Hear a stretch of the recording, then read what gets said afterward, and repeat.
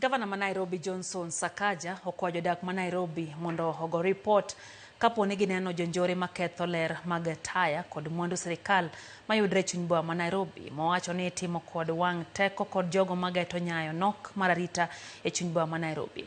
Komishona mar arita morito gwenge ma Nairobi Gilbert Kitio bende okwayo jopiny mondo oriw sirikal lwedo e chenro manyien mag jiwo kwe e boma ma Nairobi moting'o keto teyni manyien kod medo pedha mag obila e chuny boma. Our electrical team, together with security team, has been observing the different streets where there have been cases of darkness. These are streets that have street lights. These are streets that have installations.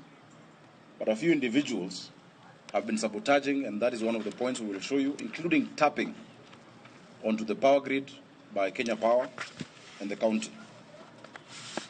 We want to tell Nairobians and the people of, those who come to the CBD, that there is a number through which we can report such incidences. Because it is very deliberate to create darkness where the county has provided lighting through your money, so that in the cover of that darkness, people are attacked. And there are various sections that we've seen that happening. In fact, in some instances, we've had public officers attacked when they come to address that issue. Security is not a preserve of the national government. Neither is it for the county government. Security is for us all.